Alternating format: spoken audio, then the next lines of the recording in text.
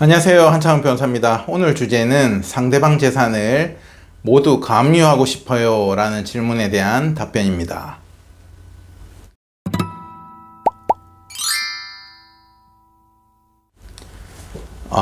우리가 가압류 가처분을 먼저 아셔야 됩니다. 일단은 가압류부터 설명을 드릴게요. 가압류.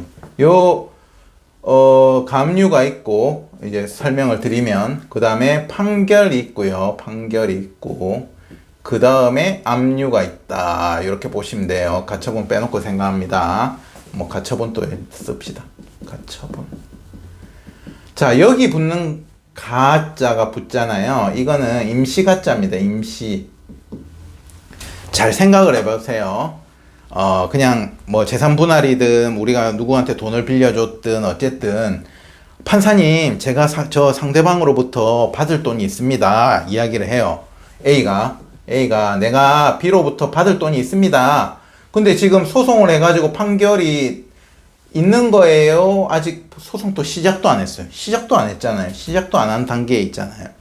근데 판사님이 B 이야기는 들어보지도 않고 A가 B한테 받을 돈이 있대. 그 재산 분할이든 뭐든 간에 있대. 증거 좀 보자 하고 A가 주장하는 내용과 A가 제시하는 증거만 보고 상대방의 재산을 잡아준단 말이에요. 그게 가압류 가처분이랍니다. 그죠? 근데 이거를 부당한다 왜 잡아줍니까 이러잖아요. 근데 예를 들어서 우리가 재산 분할을 소송을 하는데 아내가 남편한테 재산 분할로 1억을 달라고 소송을 하는데 딱 B가 1억 재산이 있어요. 근데 이거를 싹 빼돌려서 땅에 묻어놨어요. 그러면 소송은 이길 수 있겠죠.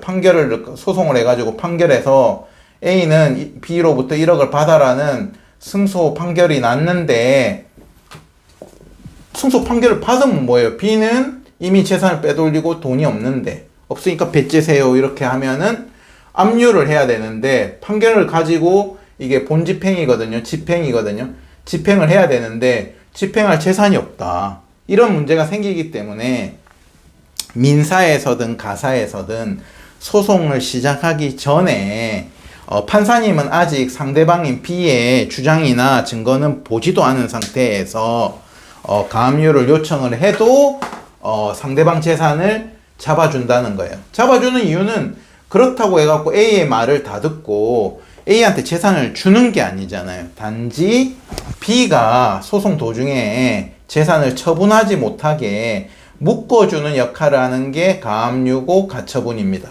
아시겠죠?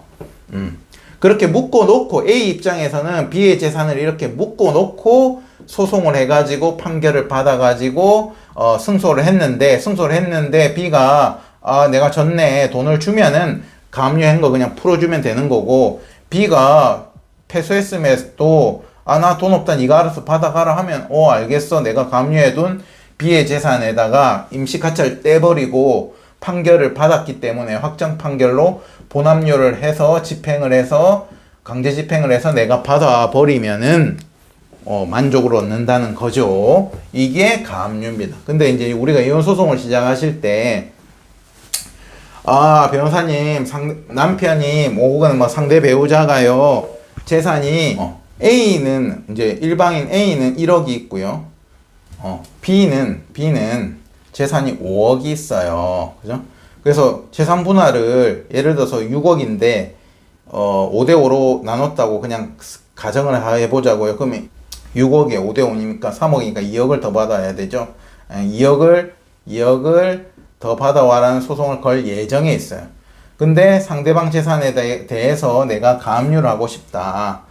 결과적으로 5대5지 주장할 때 내가 3억을 더 받아오고 싶다고 주장하겠죠. 그럼 내가 3억에 대해서 가압류를 하고 싶다 이러잖아요. 근데 상대방이 5억 재산을 생각을 해보세요. 이거를 전체를 가압류가 되지도 않아요. 내가 받아올 돈은 1억에다가 3억 더 주장하면은 상대방 재산 5억 중에서 3억 부분에 대해서만 가압류가 되겠죠. 그러면은 변호사님 왜 가압류를 전부 다 하고 싶어 하냐면 3억만 가압류가 돼 있으면 B가 5억 재산이 아니고 2억을 빼돌려 버려 가지고 결과적으로 3억만 들고 있으면 1억하고 3억하고 5대5 하면은 뭐예요? 2억씩 나눠 가져야 되죠. 그러면 1억만 더 가져올 수 있는 게 아닙니까? 그래서 2억을 빼돌릴 여지가 생기니까 전체 금액의 5억을, 상대방 재산 5억을 내가 3억을 주장하더라도 5억을 다 가압류하고 싶어 한단 말이죠. 그런데 결론을 말씀드리면 법원에서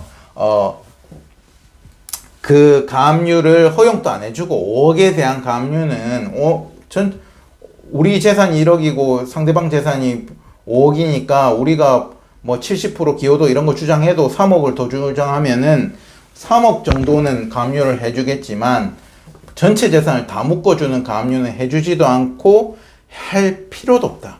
그럼 아까 의문은 뭐예요?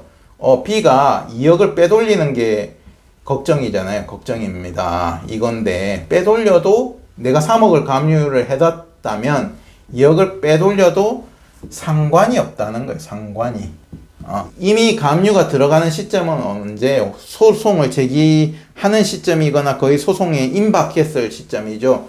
즉 혼인 파탄 시점입니다. 혼인 파탄 시점에서 지금 가압류가 들어가는 거기 때문에 혼인 파탄 시점에서 상대방이 재산을 빼돌리는 것은 예를 들어서 예금에 2억이 있었는데 B가 빼돌려 가지고 금고에 넣어놨다 땅에 묻어놨다고 하더라도 이게 혼인 파탄 시점에서 빼돌린 재산은 현존한다고 추정되기 때문에 걱정하신 것처럼 2억을 빼돌리고 나머지 3억에 대해서 분할을 하는 게 아니고 어차피 5억을 있는 재산으로 보고 재산 분할 판단을 받기 때문에 A 입장에서 다 승소해갖고 3억 승소 판결을 받았다. 그러면은 내가 상대방 재산에 대해서 3억 부분에 대해서는 가압류를 해뒀으니 가압류해둔 금액을 다 내가 받아와 버리면은 되는 부분입니다가 결론인 거예요. 아시겠죠? 좀 복잡한가요? 어쨌든 빼돌려도 상관없고 근데 가압류는 그러면 다 빼돌려 5억도 마찬가지 아니에요? 그럼 가압류를 할 필요가 없겠네요. 5억을 변호사님 혼인 파탄 시점에 변호사님 말대로라면 이 5억을 다 빼돌렸어. 그럼 영원으로 만들어 놨다. 그래도 이거 현존 추정해 준다면서요, 판사님이. 그러면은 판사님이 어차피 3억을 줘라고 판결을 해줄 거 아니에요. 그 말 맞아요. 근데 아까 제가 말씀드리는 게 뭐예요? 3억 판결을 받으면 뭐해? 이제 3억 판결 받아갖고 진짜로 압류를 해야 되는데, 본압류를 해야 되는데, 이게 강제 집행을 해야 되는데, 상대방 재산이 전부 다 5억을 다 예금을 찾아갖고 땅에 묻어놨으니까 강제 집행을 못 하잖아요. 그러니까 판결은 그대로 내가 3억 받는 거는 가압류를 하나 안 하나 내가 잘 써서 3억 승소 판결 받는 거는 달라질 게 없지만 실질적으로 내가 소송을 3억을 이기더라도 받아올 방법이 없기 때문에 가압류를 하셔야 된다. 자, 근데 또 가처분은 또 뭐야? 가압류, 가처분 둘 다 하고 싶어요. 이렇게 또 말씀하시죠. 근데 조금 개념이 다르다. 가압류와 가처분은 비슷한 개념이에요. 소를 시작하기 전에 합니다. 그리고 한 가지만 더 설명드리면은 우리가 지금 말씀드린 게 이혼소송이잖아요. 민사소송하고 다른 특징은 뭐냐면 이혼소송에서 가압류 가처분은 좀 소명이 많이 잘 돼야 돼요. 그렇기 때문에 보통 가압류 가처분을 미리 먼저 해놓고 이혼소장을 접수하는 경우가 오히려 드물고 왜냐하면 거의 이혼소장의 내용을 다 써야지만 가압류 가처분이 인용되는 경우가 많거든요. 그렇기 때문에 긴급한 상황이 아니면 보통 이혼소장이 거의 다 완성됐을 때 가압류 가처분을 같이 접수를 해요. 같이 접수를 하면은 판사님이 이혼소장을 먼저 보내는 게 아니고 가압류부터 다 진행을 해주고 가압류가 완결이 되고 나면 그 뒤에 이제 같이 접수했지만 소장을 상대방한테 발송을 합니다. 그러니까 상대방은 이 가압류가 다 될 때까지도 자기한테 소송이 접수된 사실을 원칙적으로는 모르기 때문에 이게 일반적인 경우에는 이렇게 같이 접수하는 게 원칙이고 예외적으로 상대방이 재산을 은닉하거나 빼돌리려는 정황이 너무 있어가지고 긴급하게 가압류 가처분을 먼저 해야 되는 경우가 분명히 있습니다. 그때는 주요 증거를 위주로 해가지고 금액적인 부분 우리가 이혼소송 건다 그 다음에 얼마 재산 분할한다 부분에 대해서만 간단히 빠르게 입증을 해가지고 가압류 가처분을 선행해서 먼저 하고 천천히 소장을 접수하는 경우도 예외적으로는 있습니다. 말을 하다가 빠졌는데 이제 가처분은 뭐고 가압류는 뭐냐. 가처분은 보통 부동산 같은 경우 대다가 하면서 처분금지 가처분이거든요. 처분금지. 똑같아요. 이 부동산에 대해서 가압류를 했다. 그러면 부동산 등기부에다가 딱 찍힙니다. 이혼 재산분할 청구권에 의한 가압류가 완료되었다고 찍히기 때문에 딱 되는 거고, 가처분도 마찬가지로 부동산 등기부에 찍힙니다. 이렇게 등기가 된다고 보시면 돼요. 이런 절차로 해서 가압류 가처분이 되는 건데, 가압류냐 가처분이냐는 다 비슷한데 결론은 보통 이제 둘 중에 하나를 하는 것이고, 그 다음에 이제 가압류는 금전 청구의 경우, 우리가 청구하는 게 돈으로 달라는 거, 재산 분할인데 상대방 재산에서 내가 8억을 주세요, 5억을 주세요, 6억을 주세요 이렇게 금액으로 주장하잖아요. 그럼 가처분 대상이 아니고 보통 가압류를 해야 됩니다. 그 다음에 내가 청구하는 그게 금전 청구가 아니고 상대방의 아파트 부동산을 나한테 명의 이전하라. 똑같은 재산 분할이더라도 이렇게 등기 청구를 한다거나 금전 외의 청구 방식을 청구 취지를 쓰는 경우에는 이제 가압류가 아니고 그때는 가처분을 하셔야 돼요. 그래서 혼용될 수도 있죠. 예를 들어서 위자료는 3천만 원 금전 청구잖아요. 는 가압류를 해야 되고, 그죠? 그 다음에 재산 분할로는 어떤 특정 부동산에 대해서 등기 이전을 해라. 이런 식으로 2분의 1 지분 이전을 해라. 이런 식으로 금전 외의 청구를 하는 경우에는 그 재산 분할 부분에 대해서는 가처분을 하시는 게 원칙이다.